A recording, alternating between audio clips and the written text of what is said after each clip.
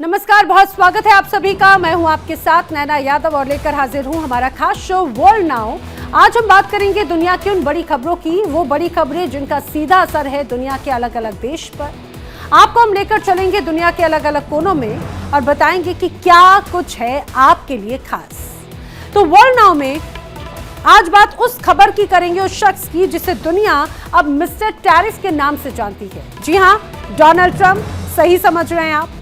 NATO सहयोगियों को अब सिर्फ रूस या चीन की चिंता नहीं है, बल्कि आज के वक्त में जो असली खतरा है वो भीतर से है, खुद अमेरिका से है, खुद डोनाल्ड ट्रंप से है। ग्रीनलैंड जो अब सिर्फ बर्फ का टुकड़ा नहीं बल्कि जियोपॉलिटिक्स का नया बारूद बन चुका है।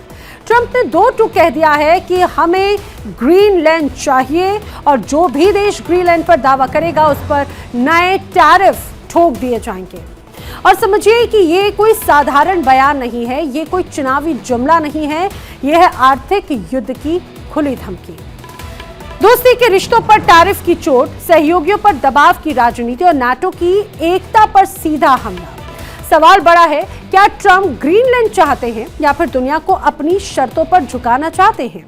वर्ल्ड नाउ में आज बात टैरिफ, धमकी और ट्रंप की टकराव वाली राजनीति की पूरी पड़ताल करेंगे।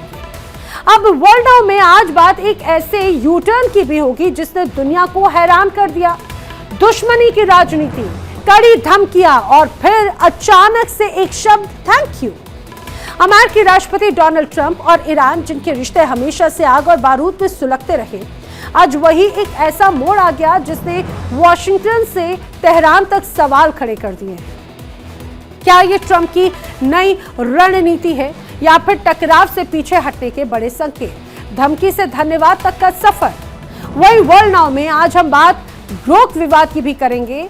ये टेक्नोलॉजी या तानाशाही, जिस आर्टिफिशियल इंटेलिजेंस को दुनिया भविष्य मान रही है, वही एआई अब सत्ता और सिस्टम के लिए सबसे बड़ा सरदर्द बनता जा रहा है।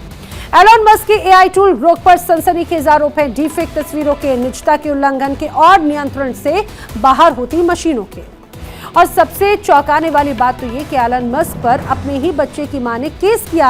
आरोप है कि ग्रोक के जरिए फर्जी और आपत्तिजनक तस्वीरें बनाई गई। अब बड़ा सवाल, क्या एआई आजादी का औजार है या ताकतवरों के हाथ में डिजिटल तानाशाही का हथियार? वर्ल्ड नाउ में बात करेंगे हार्वर्ड यूनिवर्सिटी की बड़ी खबर की, जो दुनिया की सबसे प्रतिष्ठित और मशहूर यूनिवर्सिटीज में शुमार होती है। उसे एक बड़ा झटका लगा है। CWTS legend ranking 2025 science category में हार्वर्ड इस बार पहले या दूसरे स्थान पर नहीं बल्कि तीसरे नंबर पर आ चुकी है। जी हां, ये और अपने आप में ये बड़ा हैरान कर देती है। और वर्ल्ड नाउ में आइए सबसे पहले बात कर लेते हैं मिस्टर टैरिफ की, यानी कि डोनाल्ड ट्रंप की। नाटो सहयोगियों को अब सिर्फ रूस या चीन की चिंता नहीं, खतरा भीतर से है। डोनाल्ड ट्रंप का बड़ा खतरा है और निशाने पर है ग्रीनलैंड। ट्रंप ने दो टूक कह दिया कि हमें ग्रीनलैंड चाहिए और जो भी देश ग्रीनलैंड पर दावा करेगा उस पर नए टैरिफ ठोक दिए जाएंगे। और ये सिर्फ बयान नहीं, ये आर्थिक युद्ध की खुली धमकी है। ट्रंप ने कहा कि अगर किसी देश ने ग्रीनलैंड पर कब्जे वाले प्लान में उनका साथ नहीं दिया तो वो उन देशों पर टैरिफ लगा देंगे। जी हां, ट्रंप की टैरिफ धमकी और ग्रीनलैंड गेम प्लान क्या है, समझिए। दरअसल ग्रीनलैंड पर अमेरिका का साथ नहीं दिया तो भारी टैरिफ लगाएंगे। ये बात अब डोनाल्ड ट्रंप धमकी के रूप में कहते हुए नजर आते हैं। अब यूरोप के जो देश हैं उनको ये सीधे सीधे एक बड़ी खुली चुनौती है। अमेरिकी नीति के खिलाफ अगर कोई गया तो व्यापार पर वार होगा, आर्कटिक पर कंट्रोल होगा, चीन रूस को रोकने की रणनीति होगी। अब टैरिफ, ये मान के चलिए कि टैरिफ हथियार एक बार फिर से डोनाल्ड ट्रंप एक्टिव कर चुके हैं। आर्थिक दबाव बनाकर राजनीतिक समर्थन लेने की कोशिश एक तरह से ये है, जिसकी वजह से नाटो में बड़े स्तर पर बेचैनी साफ नजर आती है। यूरोपीय देशों में इसको लेकर चिंता बढ़ गई है। अमेरिका बनाम यूरोप चीन समीकरण एक बार फिर से बनता हुआ नजर आता है। लेकिन बड़ा सवाल क्या है? सवाल ये, क्या ट्रंप टैरिफ से ग्रीनलैंड डील मनवाएंगे? ट्रंप ने व्हाइट हाउस में एक बैठक की और इस दौरान ये सीधे बयान दिया। हालांकि ट्रंप ने साफ नहीं किया कि किन देशों पर टैरिफ लगाया जाएगा और इसके लिए वो कानूनी अधिकार का इस्तेमाल करेंगे। ट्रंप की टैरिफ धमकी के बाद व्हाइट हाउस ने ट्रंप की तस्वीर सोशल मीडिया पर शेयर की और इस तस्वीर के कैप्शन में लिखा था मिस्टर टैरिफ। ट्रंप का खुलासा है कि आखिर भाई ग्रीनलैंड इतना जरूरी क्यों है। तो दरअसल गोल्डन डोम प्रोजेक्ट की चाबी ग्रीनलैंड को माना जाता है और खुद डोनाल्ड ट्रंप ने ये एक्सेप्ट किया है कि ग्रीनलैंड अमेरिका सुरक्षा के लिए बेहद अहम है। वहीं दूसरी तरफ गोल्डन डोम की अगर बात करें तो अमेरिका का ये मेगा मिसाइल डिफेंस सिस्टम है। इजराइल के आयरन डोम से प्रेरित ये प्रोजेक्ट बताया जाता है। चीन और रूस से मिसाइल हमलों को रोकना इसका बहुत बड़ा मकसद है, ये भी जानकार कहते हैं। आर्कटिक क्षेत्र में ग्रीनलैंड की रणनीतिक लोकेशन बहुत मायने रखती है। वहीं रूस चीन की मिसाइल मूवमेंट पर भी सीधी नजर यहां से अमेरिका रख सकता है। ग्रीनलैंड से अमेरिका का 360 डिग्री मिसाइल शील्ड प्लान इसे बहुत महत्वपूर्ण माना जाता है, उसको एक बड़ा वजह मानी जाती है। ट्रंप का बड़ा खुलासा है, दुनिया को अब समझ में आ रहा है कि ग्रीनलैंड सिर्फ एक बर्फ का टुकड़ा नहीं है बल्कि सुपर पावर बनने की चाबी है और डोनाल्ड ट्रंप इसे बखूबी जानते हैं। और डोनाल्ड ट्रंप इसीलिए एक बार फिर से ये स्पष्ट कर रहे हैं, साफ कर चुके हैं कि ग्रीनलैंड अमेरिका की स्ट्रेटेजिक जरूरत है, कोई शौक नहीं। दरअसल समझिए ग्रीनलैंड वो मोर्चा है जहां से रूस और चीन दोनों पर नजर रखी जा सकती है। आर्कटिक में बढ़ती सैन्य हलचल और नए समुद्री रास्ते अमेरिका को अलर्ट कर रही हैं। अब ग्रीनलैंड के नीचे दुर्लभ खनिजों का खजाना दबा हुआ है।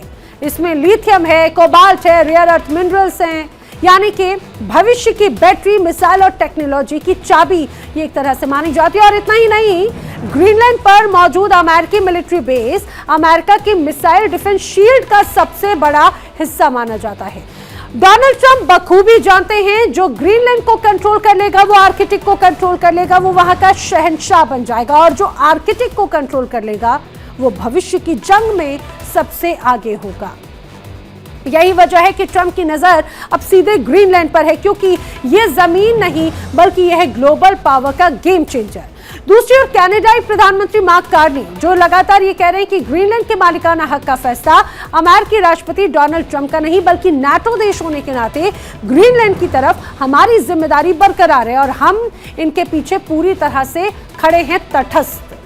अब ट्रंप तो ये भी दावा करते हैं कि ग्रीनलैंड के मुद्दे पर नाटो से बातचीत चल रही है, लेकिन बड़ा सवाल ये कि क्या नाटो को भी अब ट्रंप के दबाव में झुकना पड़ेगा। टैरिफ की धमकी देकर डोनाल्ड ट्रंप लगातार नाटो को कटघरे में खड़ा करने की कोशिश करते हैं। क्या ये अब अमेरिका की एक बड़ी स्ट्रैटेजी है? क्या अमेरिका अब सहयोगी नहीं बल्कि डीलर इन चीफ बन चुका है? ग्रीनलैंड के बहाने डोनाल्ड ट्रंप ने एक बार फिर साबित कर दिया कि अमेरिका फर्स्ट के नाम पर वो नाटो फर्स्ट को कुचलने को भी अब तैयार हो चुके हैं। लेकिन डोनाल्ड ट्रंप का जो बयान सामने आया, उस बयान के वक्त अमेरिकी संसद का एक द्विपक्षीय प्रतिनिधिमंडल ग्रीनलैंड के दौरे पर था। समझिए ये टाइमिंग कितनी महत्वपूर्ण है।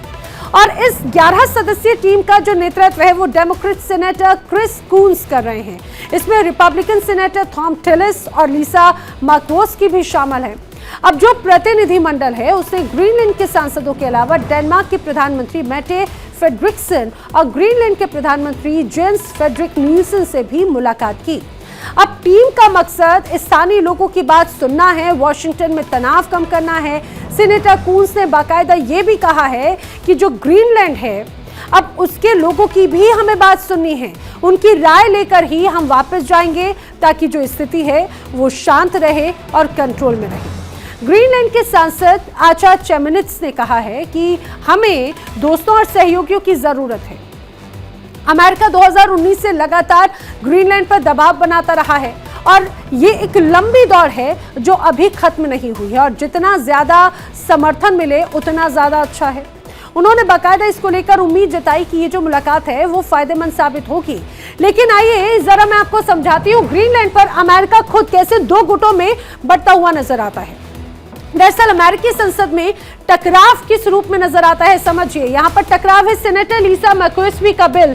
ग्रीनलैंड को बार बार ये कहा गया कि ग्रीनलैंड को जबरन लेने के खिलाफ है, जिस तरह से यहाँ पर दबाव बनाया जा रहा है। अब रिपब्लिकन सांसद का एक दूसरा बिल इसके बाद में आ जाता है। अब उस बिल में क्या है, ग्रीनलैंड को अमेरिका में शामिल करने के पक्ष में ये दूसरा बिल नजर आता है जो कि वो रिपब्लिकन सांसदों की तरफ से है। लेकिन आप समझिए ट्रंप कैंप का दबाव कैसे लगातार यहां बनाने की कोशिश है। ट्रंप के विशेष दूत जेब लेंड्रिंग ने बड़ा दावा किया कि डेनमार्क नहीं बल्कि सीधे ग्रीनलैंड नेताओं से बात की जाए और ट्रंप इसको लेकर बेहद गंभीर हैं और उनका तो ये भी दावा है कि सौदा जल्द ही हो जाएगा, ये डील जल्द ही फाइनल हो जाएगी। अब व्हाइट हाउस में इसको लेकर मीटिंग का दौर लगातार चल रहा है। डेनमार्क के विदेश मंत्री लॉस लोके रस्मुसेन यहां पर पहुंचते हैं। ग्रीनलैंड के विदेश मंत्री विवियन मोट्सफेल्ट से उनकी मुलाकात होती है और वहीं जेडी वेंस और मार्को रूबियो से भी उनकी मुलाकात की खबर इस दौरान सामने आती है। लेकिन इन सारी परिस्थितियों के बीच में आप ये समझिए कि आखिर डेनमार्क की पोजीशन क्या है, डेनमार्क क्या कहता है, उसका रिएक्शन क्या है। अब इस बीच एक जानकारी सामने आई, एक बयान सामने आया। ये था बीबीसी से डेनिश अधिकारी का बयान। उसमें ये कहा है कि भाई सैन्य कार्रवाई पर कोई चर्चा इस बीच नहीं है। हाँ, लेकिन डोनाल्ड ट्रंप जिस तरह से बार बार अपना बयान दे रहे हैं, वो बयान गौर करने वाला है, वो बयान चिंता बढ़ाने वाला है।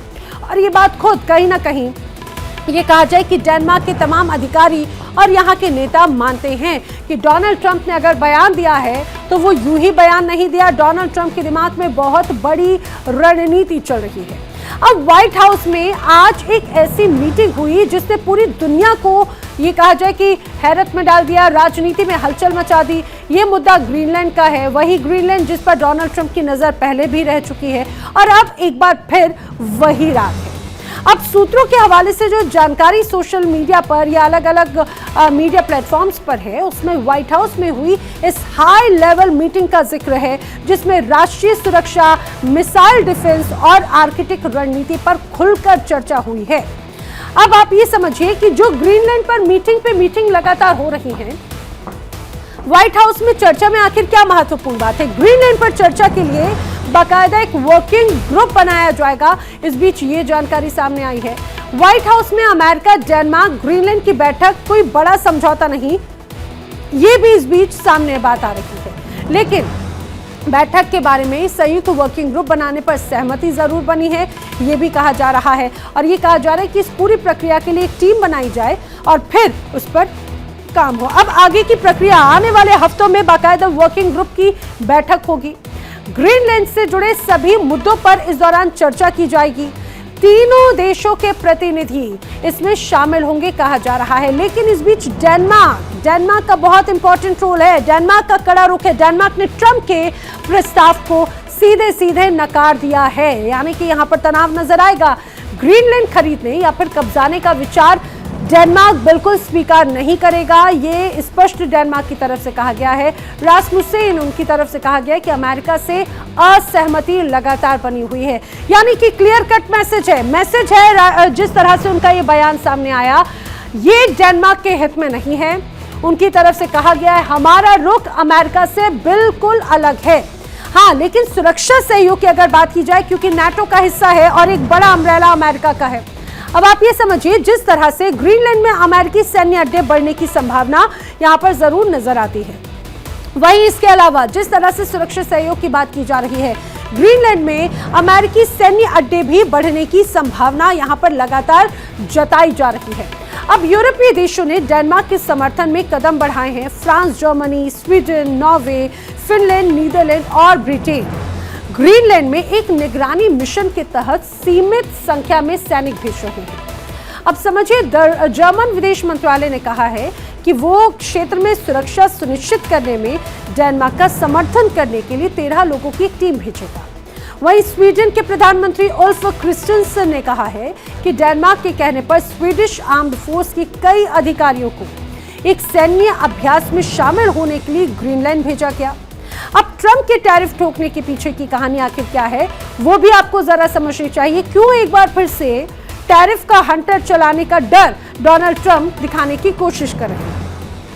डोनाल्ड ट्रंप ने सत्ता में लौटते ही ये तो स्पष्ट कर दिया था कि अमेरिका अब बात नहीं करेगा, सीधा वार करेगा। और वार कैसे करेगा? वार करेगा टैरिफ से। सबसे पहला निशाना था चीन। ट्रंप ने चीन का सामान, उस पर भारी टैरिफ लगाया ताकि बीजिंग की फैक्ट्रियों की रफ्तार वॉशिंगटन के फैसलों से तय हो। लेकिन कहानी सिर्फ चीन तक सीमित नहीं रही। उसके बाद में यूरोप, मैक्सिको, कनाडा, भारत सभी ट्रंप की टैरिफ लिस्ट में आ गए। अब ट्रंप का फॉर्मूला बिल्कुल साफ है कि जो अमेरिका की शर्तों पर नहीं चलेगा, उसकी जेब पर हमला होगा। चाहे स्टील हो या एल्यूमिनियम हो, इलेक्ट्रिक कार हो या फिर टेक प्रोडक्ट्स, हर सेक्टर में टैरिफ की मार, और यही एक तरह से डोनाल्ड ट्रंप की रणनीति है। ट्रंप तो ये भी कहते हैं कि ये अमेरिका फर्स्ट की नीति है, लेकिन दुनिया कह रही है कि ये ट्रेड वॉर का ऐलान है। दरअसल अमेरिका के राष्ट्रपति डोनाल्ड ट्रंप का कहना है कि अमेरिका फर्स्ट, बाकी सब बात में। भारत, चीन, जर्मन जैसे बड़े कारोबारी साझेदारों पर टैरिफ लगाकर डोनाल्ड ट्रंप ने यह जता दिया कि यह कोई साधारण ट्रेड पॉलिसी नहीं है, कि ये टैरिफ अटैक, दबाव की राजनीति या ट्रंप का सीधा फॉर्मूला है। या तो अमेरिकी शर्तों पर व्यापार करो या फिर भारी कीमत चुका दो। अब भारत पर टैरिफ इसीलिए लगाया क्योंकि ट्रंप को लगता है कि भारत अमेरिकी सामानों पर ज्यादा टैक्स लगाता है। चीन पर टैरिफ इसीलिए है क्योंकि बीजिंग को ट्रंप अमेरिका का सबसे बड़ा खतरा मानते हैं। और जर्मनी पर वार इसीलिए क्योंकि यूरोप की ताकतवर अर्थव्यवस्था अमेरिका के साथ में ट्रेड सरप्लस में है। यानी जो देश अमेरिका से ज्यादा कमाता है वो ट्रंप की नजर में दोषी है। अब ट्रंप के लिए ये ट्रेड वॉर नहीं बल्कि एक तरह से ट्रेड की धमकी ही है, इसमें कोई शक नहीं। संदेश बिल्कुल साफ है कि जो झुकेगा वो बचेगा, जो नहीं झुकेगा वो अगला टारगेट बन जाएगा। और यही बात पूरी दुनिया के अलग अलग देशों को डोनाल्ड ट्रंप समझाने की कोशिश करते हैं। व्हाइट हाउस में ट्रंप हैं, उनके लिए दोस्ती से पहले है सौदा और सौदे से पहले है अमेरिका। लेकिन बड़ा सवाल ये, क्या ये सिर्फ सुरक्षा की मीटिंग है या फिर ग्रीनलैंड पर दबाव बनाने की नई साजिश है? अब ग्रीनलैंड को लेकर ट्रंप अमेरिका में किस तरह से एक बड़े सख्ते में है। ग्रीनलैंड को अमेरिका से मिलाने का नियम तैयार किया जा रहा है। वो क्या नियम है? पहली ट्रंप की मंशा 2019 से ट्रंप ग्रीनलैंड को लगातार खरीदना चाहते हैं या फिर उस पर कंट्रोल करना चाहते हैं, अमेरिका में मिलाने की बात करते रहे हैं। अब आप ये समझिए कि यही वजह है कि डोनाल्ड ट्रंप जब दूसरी बार सत्ता में आए तो उनके इस पूरे कार्यकाल का ये सबसे बड़ा मुद्दा भी एक तरह से रहा और लगातार ये बड़ी तस्वीर नजर आई। दूसरी बड़ी वजह, नाटो सबसे बड़ी कानूनी दीवार एक तरह से नजर आती है। ग्रीनलैंड यानी डेनमार्क और अमेरिका दोनों ही नाटो के सदस्य हैं। एक नाटो देश दूसरे नाटो देश पर कब्जा नहीं कर सकता, यह अपने आप में एक बड़ा नियम कहता है नाटो का। ऐसा करना नाटो संधि का खुला उल्लंघन होगा। तो क्या डोनाल्ड ट्रंप उसी संधि को तोड़ने की कोशिश कर रहे हैं? अब जो तीसरी बड़ी बात आती है, नाटो आर्टिकल 5 का एक तरह से नियम, किसी भी एक सदस्य पर हमला सभी पर हमला माना जाएगा। कब्जा या जबरन अधिग्रहण पूरी तरह से अवैध है और यही वजह हमने देखा था हाल ही में रूस और यूक्रेन के बीच में भी एक बड़ा तनाव यहां पर इसी वजह से नजर आया। अब चौथी बड़ी वजह, ग्रीनलैंड की मौजूदा स्थिति। डेनमार्क का स्वायत्त क्षेत्र एक तरह से ग्रीनलैंड माना जाता है। 2009 का सेल्फ गवर्नमेंट एक्ट यहां पर लागू है, लेकिन अमेरिका इसे नहीं मानता और अमेरिका इसे खत्म करना चाहता है। पांचवी बड़ी वजह, अमेरिका से जुड़ने का एकमात्र रास्ता, पहले ग्रीनलैंड को स्वतंत्र होना होगा और इसके लिए ग्रीनलैंड में रेफरेंडम करवाना होगा। डैनिश संसद की मंजूरी तो इस दौरान नजर आती है। यानी कि आप सीधा मतलब ये समझिए कि ट्रंप अगर चाहे भी तो फिलहाल खरीद नहीं सकते, कब्जा नहीं कर सकते। सिर्फ स्वतंत्र ग्रीनलैंड की सहमति से ही कोई रास्ता बनाया जा सकता है और इसी के लिए ही लगातार कोशिश अब डोनाल्ड ट्रंप की तरफ से की जा रही है और तमाम अलग अलग लीगल रेमेडीज डोनाल्ड ट्रंप उसकी तलाश में फिलहाल जुटते हुए नजर आते हैं। डेनमार्क पहले ही साफ कर चुका है कि ग्रीनलैंड कोई भी सौदे की जमीन नहीं है। वहीं नाटो सहयोगी भी ट्रंप की सोच से बिल्कुल पूरी तरह से असहज नजर आते हैं। एक तरफ मीटिंग, दूसरी तरफ टैरिफ की धमकी और बीच में ग्रीनलैंड। यानी कि स्पष्ट है, व्हाइट हाउस की इस मीटिंग ने संकेत दे दिए, ग्रीनलैंड अब सिर्फ बर्फ का टुकड़ा नहीं है, यह है सुपर पावर की जंग, उसका एक नया मैदान। अब आने वाले वक्त में क्या होगा, ये देखने वाली बात है। वर्ल्ड नाउ में आइए बढ़ते हैं अगली स्टोरी की तरफ। बात करेंगे ट्रंप के धमकी के बाद में थैंक यू की। जी हाँ, दुश्मनी की राजनीति, कड़ी धमकियां और फिर उसके बाद में अचानक से यू टर्न, अचानक से धन्यवाद। अमेरिकी राष्ट्रपति डोनाल्ड ट्रंप और ईरान, जहां रिश्ते हमेशा से आग में रहे हैं, हमेशा ज्वलंत रहे हैं, वहीं आज एक ऐसा मोड़ अचानक से देखने को मिला जिसने सभी को चौंका कर रख दिया। ईरान में विरोध प्रदर्शन हो रहे हैं। ईरान ने विरोध प्रदर्शनों के दौरान गिरफ्तार किए गए 800 से ज्यादा लोगों की फांसी की सजा रद्द करने का बड़ा फैसला लिया और इसी फैसले पर अपने सख्त आक्रामक तेवरों के लिए मशहूर डोनाल्ड ट्रंप ने खुले मंच से तारीफ कर दी। और ये वही डोनाल्ड ट्रंप हैं जिन्होंने ईरान को बार बार सबसे बड़ा खतरा कहा। न्यूक्लियर डील तक तोड़ दी, कई कड़े प्रतिबंध तक लगाए दिए और तेहरान को घुटनों पर लाने की कसम खा ली और जवाब देने की बात कही अमेरिका ने अपने अंदाज से। लेकिन आज क्या हुआ? ट्रंप की जुबान बदल गई, लहजा नरम पड़ गया। आपको यह भी बता दूं कि ईरान में आर्थिक बदहाली, सरकार की नीतियों के खिलाफ प्रदर्शन लगातार जारी है। राष्ट्रव्यापी प्रदर्शन हिंसक रूप ले चुका था। स्थिति इतनी ज्यादा गंभीर हो गई कि सरकार ने बाकायदा आंदोलन को दबाने के लिए इंटरनेट बंद कर दिया, सुरक्षा बलों को खुली छूट दे दी और असहमति की हर आवाज को कुचलने की कोशिश की गई। सड़कों पर लाशें गिरी थी, घरों में मातम पसरा, जेल में प्रदर्शनकारियों से यहां पे एक अलग तस्वीर नजर आई, पूरे भरे हुए नजर आए। ईरानी सरकार के आंकड़ों के अनुसार इन प्रदर्शनों में 2000 से ज्यादा लोगों की जान गई है और 10,000 से ज्यादा लोगों को जेल में डाल दिया गया है। और इसी को लेकर एक अलग तनाव जरूर नजर आ रहा था। लेकिन आप समझिए कि आखिर ये ट्रंप का ईरान को थैंक यू ये क्या था? ये एक तरह से कोई जीत थी या फिर ये कोई सरेंडर था? समझिए, दरअसल धमकी लगातार अमेरिका की तरफ से दी जा रही थी, खासतौर से ईरान को। अब धमकी से थैंक यू तक का ट्रंप और ईरान का नया मिजाज समझिए।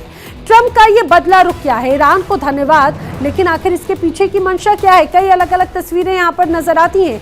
क्या अमेरिका का नजरिया ईरान के खिलाफ बदल गया है या फिर अमेरिका या डोनाल्ड ट्रंप के दिमाग में कुछ और चल रहा है? सियासी खेल का क्या ये माना जाए एक नया पैंतरा है, एक नया मोड़ है? क्या खाड़ी देशों की कूटनीतिक चेतावनी ये एक तरह से मानी जा रही है, जिसे खुद बखूबी डोनाल्ड ट्रंप भी समझते हैं? अब एक सबसे महत्वपूर्ण बात ये कि वही डोनाल्ड ट्रंप जो कुछ समय पहले तक ईरान को धमकी दे रहे थे जंग की, हमले की, अब जंग की जगह क्या ये थैंक यू एक तरह से डिप्लोमेसी है? और ट्रंप ईरान रिश्तों का क्या नया अध्याय इस थैंक यू के साथ में नजर आएगा? अब ईरान थैंक यू पर बड़ा सवाल यह है कि आखिर डोनाल्ड ट्रंप के मन में क्या चल रहा है, किस रणनीति के तहत उनकी तरफ से ये थैंक यू कहा गया? क्योंकि डोनाल्ड ट्रंप यूं ही कुछ भी नहीं कहते।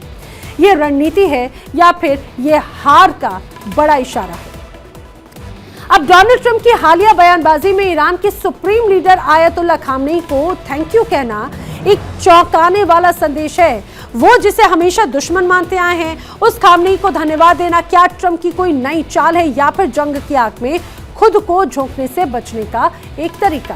अब ट्रंप की घरेलू राजनीति में दबाव और अंतर्राष्ट्रीय मंच पर बढ़ते अकेलेपन ने उन्हें ऐसा बोलने पर मजबूर किया कि नाटो सहयोगियों का मन मोहना, ईरान के विरोधी आंदोलनकारियों पर एक तरह से पानी फेरना और खुद को जंग की जंजीरों में फंसा हुआ नहीं देखना, ये सब संकेत देते हैं कि ट्रंप जंग में फंसने का जोखिम नहीं लेना चाहते। वो पहले ही अलग अलग चीजों से घिरे हुए नजर आते हैं। वहीं दूसरी तरफ अमेरिका दुनिया की सबसे बड़ी महाशक्ति है, लेकिन उसका युद्ध का इतिहास बिल्कुल शर्मनाक है।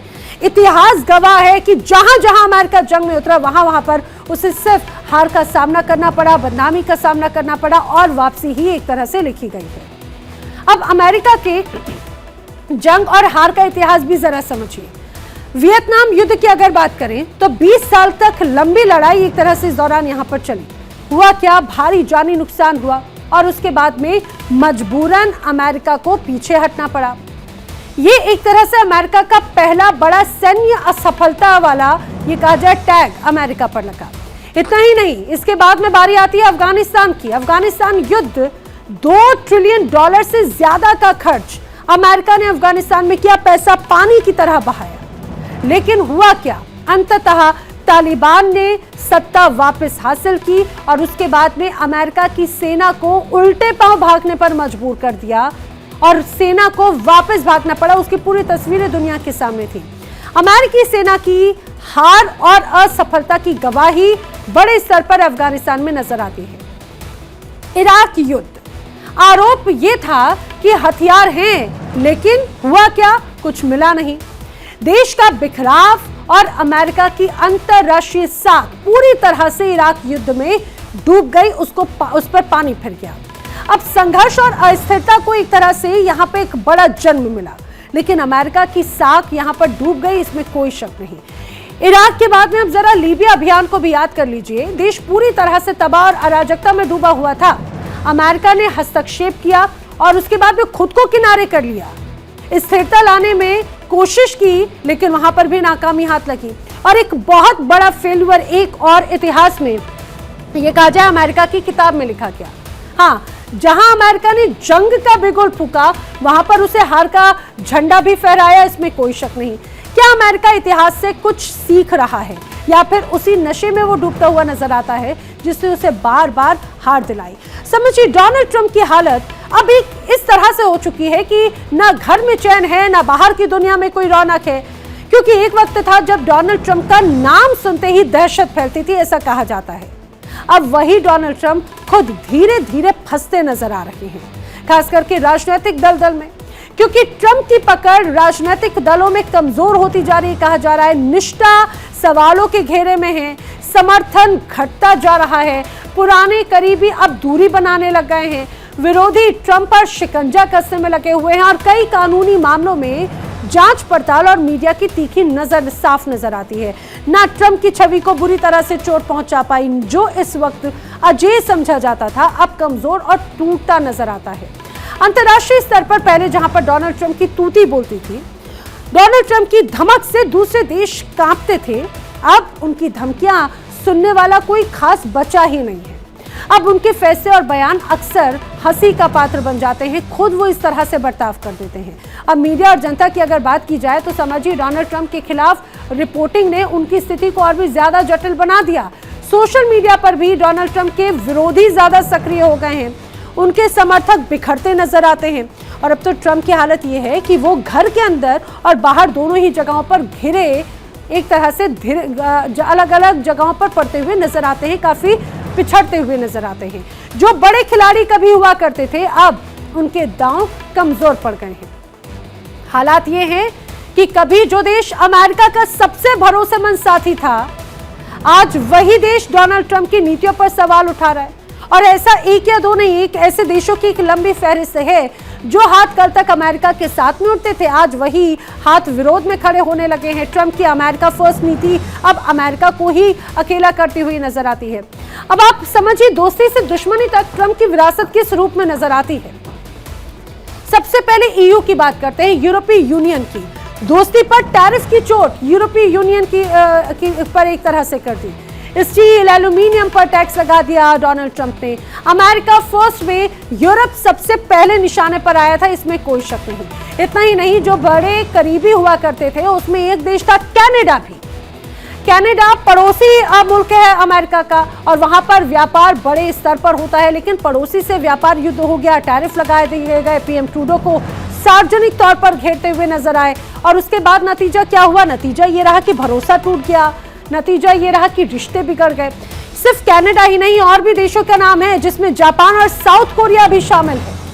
सुरक्षा के बदले कीमत चुकाने की बात हुई, सैन्य खर्च बढ़ाने का दबाव अमेरिका की तरफ से लगाया गया। और इतना ही नहीं, बल्कि सैन्य खर्च बढ़ाने के दबाव में फ्री राइडर का आरोप लगा। एशियाई सहयोगी भी अब इस वजह से असहज हो गए। और नेटो सहयोगियों की अगर बात करें तो अब ये बड़ा ही कहा जाए अमेरिका उनके लिए भी खतरा है और मुसीबत है। सुरक्षा गठबंधन पर ही अब बड़े सवाल खड़े होने लगे। फंडिंग को लेकर धमकी अमेरिका की तरफ से दी जाने लगी और ये भी कहा कि भाई पैसे नहीं तो सुरक्षा नहीं मिलेगी। अब यही वजह है कि नाटो में दरार की शुरुआत हो चुकी है। और यानी इन सारी परिस्थितियों को समझिए, ये कुछ प्रमुख ऐसे देश हैं। कुछ और भी अगर नाम की बात की जाए तो अमेरिका या डोनाल्ड ट्रंप खास तौर से इस टैरिफ बम या अपनी सख्ती या अड़ियल रवैये की वजह से जो कभी दोस्त हुआ करते थे उन्हें दुश्मन बना बैठे और उसमें कई और बड़े देश भी शामिल हैं। ये समझिए, दोस्त कम अब दुश्मन ज्यादा पाल बैठे हैं डोनाल्ड ट्रंप। यही वजह है कि डोनाल्ड ट्रंप की ग्लोबल विरासत अब चर्चा में है, विवादों में है। डोनाल्ड ट्रंप ने सोचा था कि अमेरिका को वो सबसे आगे लेकर जाएंगे, लेकिन उनकी नीतियों ने अमेरिका को दोस्तों से दूर कर दिया और दुनिया में पूरी तरह से अलग थलग अकेला कर दिया। अमेरिका के राष्ट्रपति डोनाल्ड ट्रंप ने अपनी राजनीतिक पहचान अमेरिका फर्स्ट की नीति पर गढ़ी जरूर, सत्ता में रहते हुए उनका सबसे आक्रामक हथियार आर्थिक हथियार रहा, वो था टैरिफ। ट्रंप ने वैश्विक व्यापार घाटे और अमेरिकी नौकरियों के संकट का समाधान आयातित वस्तुओं पर भारी शुल्क लगाकर खोजने की कोशिश की। शुरुआत में तो ये रणनीति सख्त और निर्णायक दिखाई दी, लेकिन धीरे धीरे जैसे जैसे वक्त आगे बढ़ा, समय के साथ साथ इसके नतीजे अमेरिका के लिए ही उलट पड़ने लगे। और उसने अमेरिका की अर्थव्यवस्था पर सीधे दबाव डाल दिया, सहयोगी देशों को नाराज कर दिया, वैश्विक स्तर पर एक नए शक्ति संतुलन यानी कि न्यू वर्ल्ड ऑर्डर की बुनियाद रखना शुरू कर दी। और आज हालात ये हो गए हैं कि भारत जैसा सहयोगी अमेरिका खोता जा रहा है। ट्रंप के पहले के राष्ट्रपतियों ने भारत के साथ में संबंध मजबूत करने पर जितना काम किया था, डोनाल्ड ट्रंप ने उस पर पूरी तरह से पानी फेर दिया। ट्रंप का मानना था कि भाई आर्थिक दबाव और सैन्य ताकत के बूते अमेरिका अपनी पुरानी श्रेष्ठता कायम कर सकता है, लेकिन परिणाम उल्टे नजर आने लगे। डोनाल्ड ट्रंप की जो टैरिफ नीति थी वो ना केवल चीन के लिए, यूरोप, कनाडा और भारत जैसे साझेदारों के साथ भी एक तरह से खटास पैदा करती हुई नजर आई, इसमें कोई शक नहीं। सहयोगियों को दुश्मन और प्रतिस्पर्धाओं को प्रतिद्वंदी की तरह देखने से अमेरिका का भरोसेमंद चेहरा कमजोर हो चुका है। अब वैश्विक व्यापार तंत्र में खिंचाव आया, देशों ने वैकल्पिक साझेदारियां तलाशनी शुरू कर दी। रूस और चीन ने इस मौके का फायदा उठाते हुए अपने गठजोड़ को और मजबूत कर दिया। यूरोप ने भी डॉलर आधारित व्यवस्था पर निर्भरता कम करने के संकेत दिए और भारत जैसे उभरते देशों ने इस दौर में आत्मनिर्भरता, नए व्यापारिक समीकरणों पर जोर देना शुरू किया। नतीजा, दुनिया में एक नई धुरी बनती दिख रही है, जहां पर शक्ति सिर्फ वॉशिंगटन में केंद्रित नहीं रहेगी, बल्कि ट्रंप की नीतियों से उपजे तनावों ने एक ऐसे न्यू वर्ल्ड ऑर्डर की आहट दे दी जिसमें अमेरिका अकेला नेतृत्व करता नहीं, बल्कि कई शक्तियों में से एक होगा। अब दुश्मनों की राजनीति, कड़ी धमकियां और लॉक एंड लोडेड तेवरों के बाद में अचानक से ट्रंप का ये धन्यवाद वाली बात सवाल बड़ा करती है। क्या ये कूटनीति की जीत है या फिर दबाव में बदली रणनीति? जो कल तक टकराव का ऐलान था, आज उसी पर मुस्कान, आखिर क्यों? दुनिया दरअसल देख रही है कि ट्रंप का ये यू टर्न ताकत का संकेत है या फिर ये संकेत है मजबूरी का। चलिए अब आगे बढ़ते हैं वर्ल्ड नाउ की अगली स्टोरी की तरफ। अब बात कर लेते हैं ग्रोक विवाद की। टेक्नोलॉजी या तानाशाही, दरअसल दुनिया जिस आर्टिफिशियल इंटेलिजेंस को भविष्य मान रही है, वही एआई अब सत्ता के लिए सबसे बड़ा सरदर्द बनता जा रहा है। एलोन मस्क का एआई प्लेटफॉर्म ग्रोक आज सिर्फ एक चैटबॉट नहीं है, बल्कि सच बनाम सत्ता की लड़ाई का बड़ा चेहरा बन चुका है। ऐसा क्यों? आइए मैं आपको बताती हूँ ग्रोक विवाद की पूरी कहानी क्या है। इस चीज को जरा आप समझने की कोशिश कीजिए।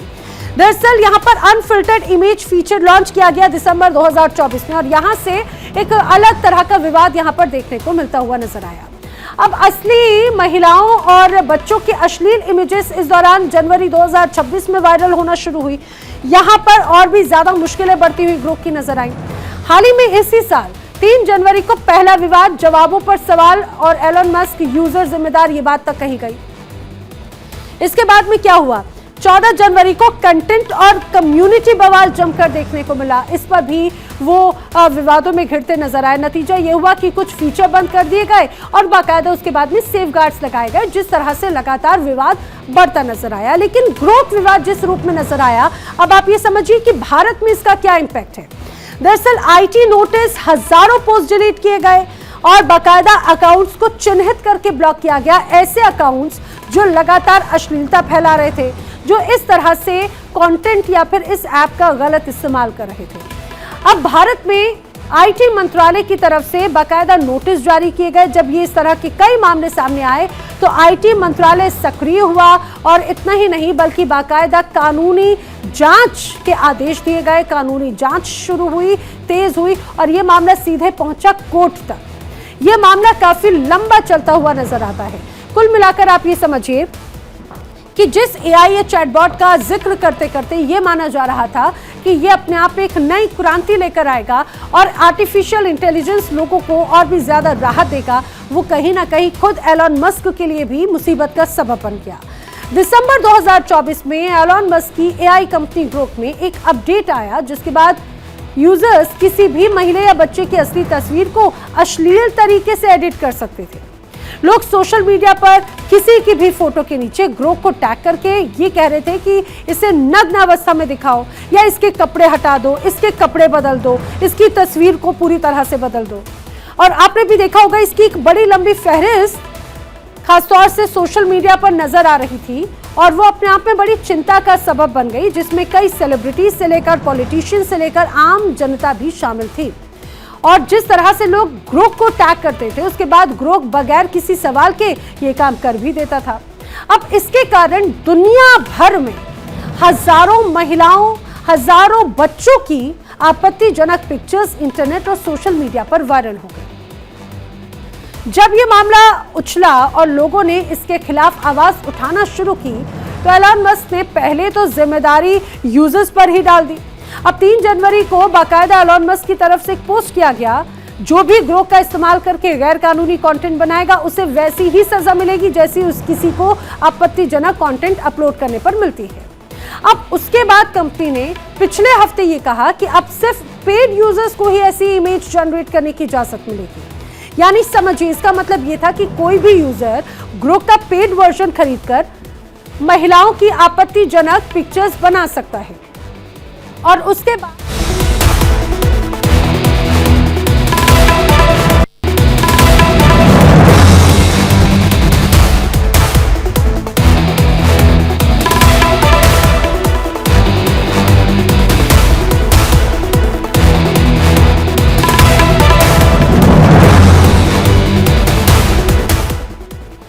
आपने समझा किस तरह से ये कहा गया कि ग्रोक की तरफ से या एलन मस्क की तरफ से पोस्ट किया गया कि अब सिर्फ पेड यूजर्स को ही ऐसी इमेज जनरेट करने की इजाजत मिलेगी। इसका मतलब ये था कि कोई भी यूजर ग्रोक का अगर पेड वर्जन खरीदता है तब वो महिलाओं की आपत्तिजनक पिक्चर्स बना सकता है। इसके बाद मामला और भी ज्यादा विवादित हुआ, सवाल उठने लगे। 14 जनवरी 2026 को तो एलन मस्क ने साफ इनकार कर दिया। उन्होंने लिखा कि मुझे नहीं पता कि ग्रोक से किसी नाबालिग की अश्लील तस्वीर भी बनवाई गई, और उन्होंने कहा कि ये शून्य मामले हैं। उन्होंने यहां तक कहा कि ग्रोक खुद से कुछ नहीं बनाता, वो सिर्फ यूजर की कमांड फॉलो करता है और अगर कोई गैर कानूनी चीज मांगे तो वो मना कर देता है। हालांकि हकीकत कुछ और ही थी। एलन मस्क के इस बयान के कुछ ही घंटों के बाद कंपनी को बाकायदा झुकना पड़ा। उन्होंने घोषणा की कि अब ग्रोक किसी भी हालत में ऐसी कोई भी इमेज क्रिएट नहीं करेगा, फिर चाहे वो यूजर फ्री वर्जन वाला हो या फिर पेड वर्जन वाला। देखिए, दुनिया के सबसे प्रभावशाली टेक अरबपति हैं एलन मस्क। वो अक्सर विवादों में घिरे हुए रहते हैं और एक बार फिर उनका ये विवाद उनके लिए मुसीबत का सबब बन गया। उनके 16 महीने के बेटे रोमुलस की मां एशली सेंट क्लेयर ने दरअसल मस्क की आर्टिफिशियल इंटेलिजेंस कंपनी एआई के खिलाफ न्यूयॉर्क की स्टेट सुप्रीम कोर्ट में एक मुकदमा दायर किया। एशले का आरोप है कि इस एआई के चैटबॉट ग्रोक ने यूजर्स को उनकी अश्लील और यौन शोषण से जुड़ी डीप फेक तस्वीरें बनाई, जिससे उन्हें गंभीर मानसिक आघात और सार्वजनिक अपमान का सामना करना पड़ा है। आखिर ये एशले सेंट क्लेयर कौन है, आप जरा ये भी समझिए। दरअसल एशले सेंट क्लेयर राजनीति और संस्कृति और विचारधारा पर तेज मुखर और विवादों में रहने वाली आवाज हमेशा से रही है। सबसे महत्वपूर्ण बात यह है कि एशले सेंट क्लेयर की अगर बात की जाए तो ये एलन मस्क की एक्स गर्लफ्रेंड के तौर पर हमेशा से चर्चा में रही है और एलन मस्क से उनका कनेक्शन इसी रूप में एस्टेब्लिश होता है कि उनके साथ में उनके चर्चे कई बार देखने को मिले। अगर हम उनके प्रोफेशन की बात करें तो राइटर और कॉलमिस्ट कंजर्वेटिव विचारधारा की इन्हें माना जाता है और अक्सर सोशल मीडिया पर ये बहुत एक्टिव रहती हैं। मीडिया में मौजूदगी के लिए ये हमेशा जानी जाती हैं। लेकिन सबसे महत्वपूर्ण बात ये कि इनके पॉलिटिकल कनेक्शंस भी हैं, क्योंकि कई प्रमुख राजनीतिक हस्तियों के साथ में उनकी तस्वीर भी सामने आ चुकी है।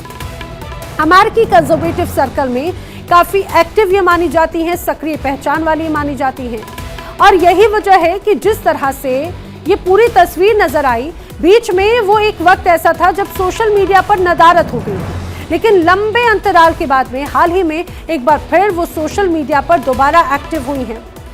आपको ये भी बता दें, डोनाल्ड ट्रंप का जब 2017 का शपथ ग्रहण था तो इस दौरान पुरानी तस्वीरें साझा कर वो सुर्खियों में आई थी। अब सबसे महत्वपूर्ण बात यह कि आखिर ये क्या विचारधारा रखती है। ईसाई और रूढ़िवादी विचारधारा पर आधारित बच्चों की किताबों की सीरीज इनकी तरफ से प्रकाशित की गई। ये लेखन में भी काफी एक्टिव रहती हैं। 2021 की एक किताब बड़ी चर्चित थी इनकी, एलिफेंट्स आर नॉट बर्ड्स। तो ये कहा जाए कि खासतौर से एशले हमेशा से चर्चा में रही हैं और कई बार विवादों से भी कनेक्टेड रही हैं। एलन मस्क के साथ में उनकी शादी नहीं हुई। दोनों के रिश्ते और उनके बच्चे के जन्म को लेकर 2025 और 26 की शुरुआत में कई कानूनी और निजी विवाद भी सामने आ चुके हैं। एशले के अनुसार मई 2023 में एलॉन मस्क ने सोशल मीडिया प्लेटफॉर्म पर एक मीम पर प्रतिक्रिया के बाद उनसे संपर्क किया था। इसके बाद सैन फ्रांसिस्को में उनकी मुलाकात हुई। रोड आइलैंड की यात्रा के दौरान दोनों के बीच में नजदीकियां बढ़ी और एशले ने इसे एक तरह से सीक्रेट अफेयर नाम बताया, जिसे एलॉन मस्क ने कथित तौर पर सुरक्षा कारणों से सार्वजनिक नहीं किया या नहीं करना चाहते थे। लेकिन 27 साल की एशले सेंट क्लेयर ने याचिका में ये कहा कि ग्रोक द्वारा तैयार की गई तस्वीरों में उनकी 14 साल की उम्र की पूरी तरह से कपड़े पहनी फोटो को एडिट करके उन्हें बिकनी में दिखा दिया गया और इसके अलावा एडिट की गई तस्वीरों को भी आपत्तिजनक पोजेस में बदल दिया गया और कुछ तस्वीरों में तो बाकायदा उनके कपड़ों को बताया गया कि जिस तरह से स्वास्तिक जैसे चिन्ह के साथ में उनके कपड़ों को जोड़ा गया और जिसे एशले लगातार इसका विरोध करती रही। दरअसल एशले यहूदी समुदाय से ताल्लुक रखती हैं, जिससे इस मामले की संवेदनशीलता और भी ज्यादा बढ़ जाती है। अब इस बीच एशले की तरफ से दावा किया गया कि उन्होंने डीप फेक तस्वीरों की शिकायत एक्स से की थी, लेकिन शुरुआत में कहा गया कि ये तस्वीरें प्लेटफॉर्म की नीतियों का उल्लंघन नहीं करती। बाद में उन्हें भरोसा दिया गया कि उनकी जो तस्वीरें हैं उनका दुरुपयोग नहीं होगा, लेकिन इसका उलट उनका प्रीमियम सब्सक्रिप्शन और वेरिफिकेशन बैच हटा दिया गया और हुआ क्या, उसकी कमाई की जो सुविधा थी उसको भी एक तरह से बंद कर दिया गया। एलॉन मस्क की कंपनी एक्स, पुरानी नाम जिसका ट्विटर है, वो एआई टूल ग्रोक को लेकर पिछले कुछ हफ्तों में काफी बड़ा विवाद खड़ा हो चुका है और ये विवाद सिर्फ टेक्निकल गड़बड़ी की कहानी नहीं है, ये उस बड़े सवाल की ओर भी इशारा करती है जो आज पूरी दुनिया के सामने खड़ा है। ये सवाल है आर्टिफिशियल इंटेलिजेंस टेक्नोलॉजी की ताकत को कंट्रोल आखिर कैसे किया जाए। और इसी से जुड़ा हुआ जो दूसरा बड़ा सवाल है कि अगर एआई टेक्नोलॉजी की ताकत गलत हाथों में पहुंच जाए तो उसका जिम्मेदार आखिर कौन होगा, क्योंकि ये जो एक तस्वीर नजर आई ये इस पूरे मामले की, वो अब लोगों के मन में और बड़े सवाल गंभीर कर देती है। एआई का खतरनाक प्रभाव दिन ब दिन बढ़ता जा रहा है, इसमें कोई शक नहीं। पिछले कुछ वक्त से आर्टिफिशियल इंटेलिजेंस का इस्तेमाल फेक न्यूज के तौर पर किया जाता है, डीप फेक मामलों में सबसे महत्वपूर्ण तौर पर किया जाता है और स्थिति तो ऐसी है कि आखिर क्या सच है और क्या झूठ, उसमें फर्क करना भी बहुत ज्यादा मुश्किल है।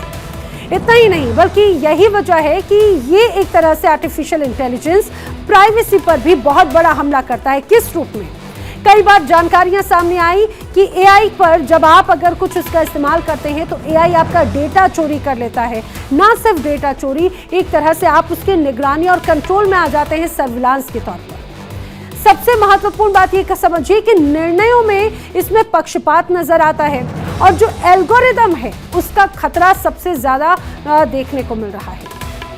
सबसे बड़ा शिकार अब आर्टिफिशियल इंटेलिजेंस के इस्तेमाल के साथ में होना शुरू हुई महिलाओं पर ऑनलाइन अटैक और भी ज्यादा बढ़ गए आर्टिफिशियल इंटेलिजेंस के साथ में। सिर्फ महिलाएं ही नहीं बल्कि अब आर्टिफिशियल इंटेलिजेंस के खतरे से मासूम बच्चे भी पीछे नहीं हैं। बच्चों की सुरक्षा भी अब एक तरह से खतरे में नजर आती है। साइबर और युद्ध का जो जोखिम है वो लगातार बढ़ रहा है, क्योंकि अब ऑटोमेटेड हमले बड़े स्तर पर देखने को मिल रहे हैं। सबसे महत्वपूर्ण बात ये, पिछले कुछ वक्त में जैसे आर्टिफिशियल इंटेलिजेंस की धमक दुनिया में देखने को मिली, अलग अलग सेक्टर्स में नौकरियों पर खतरा मंडराने लगा। लोगों को ये लगने लगा कि जिस तरह से इंसानों का काम है वो इंसानों की जगह मशीनें ले रही हैं और कुछ फ्रैक्शन ऑफ सेकंड्स में ये पूरा आपका काम निपटा देती है। अब सबसे खास और चिंता की बात जो बार बार कही जा रही है, ह्यूमन कंट्रोल आर्टिफिशियल इंटेलिजेंस पर नहीं है, मशीनों पर निर्भरता बढ़ती जा रही है। मानव नियंत्रण इसकी वजह से बहुत कमजोर हो रहा है। जिस तरह से पूरा मामला सामने आया, वैश्विक आलोचना के बाद में अब सोशल मीडिया ये कहा जाए प्लेटफॉर्म एक्स ने हाल ही में ये घोषणा की कि ग्रोक अब वास्तविक लोगों की तस्वीरों को अश्लील रूप में एडिट नहीं कर सकेगा, जहां पर ये कानून अवैध है। एशले इस मुकदमे में मुआवजे के साथ साथ कोर्ट से यह आदेश भी चाहती हैं कि भविष्य में उनके किसी भी डीपफेक को बनाने की अनुमति ना दी जाए। इसी वजह से कहीं ना कहीं अब ग्रोक बैकफुट पर नजर आता है। वर्ल्ड नाउ में अब बात करेंगे हार्वर्ड यूनिवर्सिटी की। दुनिया की सबसे प्रतिष्ठित यूनिवर्सिटी माने जाने वाली हार्वर्ड यूनिवर्सिटी को बड़ा झटका लगा है। CWTS legend ranking 2025 science category में हार्वर्ड अब पीछे की तरफ जाता हुआ नजर आता है, यानी हार्वर्ड अब पहले या दूसरे नहीं बल्कि तीसरे नंबर पर पहुंच चुकी है। शिक्षा की दुनिया में बड़ा उलटफेर इसे माना जा रहा है। हार्वर्ड से दुनिया का नंबर 1 यूनिवर्सिटी का ताज क्योंकि छिन चुका है। समझिए, ग्लोबल रैंकिंग में चीन की बादशाहत यहां पर अब बढ़ती हुई नजर आती है, क्योंकि दशकों बाद हार्वर्ड टॉप से बाहर है। और बताया यह जा रहा है कि जो पूरी लिस्ट सामने आई CWTS की, उसमें चाइना की यूनिवर्सिटीज ने बाजी मार ली है। रिसर्च, टेक्नोलॉजी और फंडिंग में चीन आगे निकल आया है। अमेरिका की शैक्षणिक बढ़त को एक बड़ा झटका ये एक तरह से माना जा सकता है। किस रूप में? क्योंकि शिक्षा की महाशक्ति बदल रही है। अब समझिए, सबसे चौंकाने वाली बात यह है कि इस बार पहली और दूसरी पोजीशन चीन की यूनिवर्सिटीज झोंजियांग और शंघाई जियोटोंग यूनिवर्सिटी अपने नाम कर चुकी है। इतना ही नहीं बल्कि टॉप 10 में तीसरे स्थान को छोड़कर बाकी 9 में से ज्यादातर पोजीशंस भी चीन की यूनिवर्सिटीज के ही नाम हैं। तो ये साफ संकेत है कि ग्लोबल एजुकेशन और रिसर्च का केंद्र तेजी से अमेरिका से चीन की ओर शिफ्ट हो रहा है। और यही वजह है कि कहीं ना कहीं अमेरिका की चिंता इसके लिए भी बढ़ती हुई नजर आती है। लेकिन आखिर जिस लिस्ट की हम बात कर रहे हैं, ये CWTS लीजेंड रैंकिंग 2025 है क्या? दरअसल ग्लोबल यूनिवर्सिटी रैंकिंग प्लेटफॉर्म इसे कहा जाता है। नीदरलैंड की ये यूनिवर्सिटी CWTS द्वारा ये लिस्ट जारी की जाती है। इसमें 1500 से ज्यादा यूनिवर्सिटीज का बाकायदा एनालिसिस किया जाता है और पूरी तरह से डेटा ड्रिवन एक तरह से एनालिसिस होता है। उसी आधार पर ये रैंकिंग तय की जाती है। अब बताया ये जा रहा है कि वेब ऑफ साइंस यानी डेटाबेस पर ये पूरी तरह से आधारित मानी जाती है। साइंटिफिक रिसर्च परफॉर्मेंस का एक तरह से मूल्यांकन किया जाता है और इसमें research output, research quality, global research impact, इन सारे एस्पेक्ट्स को ध्यान में रखा जाता है और उसी पर ही फोकस करते हुए एक तरह से रैंकिंग तय की जाती है। लेकिन आखिर CWTS लीजेंड की ये जो रैंकिंग रिपोर्ट है, ये इतनी अहम क्यों है? समझिए, क्योंकि किसी भी सर्वे या फिर किसी भी रेपुटेशन पर ये निर्भर नहीं होते। सबसे महत्वपूर्ण बात, सरकारों, एजुकेशन एक्सपर्ट्स और स्टूडेंट्स के लिए ये CWTS की जो रिपोर्ट है ये बहुत भरोसेमंद मानी जाती है और उसी के ही आधार पर आगे की रणनीतियां तैयार की जाती हैं। इस रिपोर्ट या इस रैंकिंग के आधार पर यूनिवर्सिटीज की असल रिसर्च ताकत साफ तौर से इसमें स्पष्ट नजर आती है, उसी से ही ये स्पष्ट तय होता है।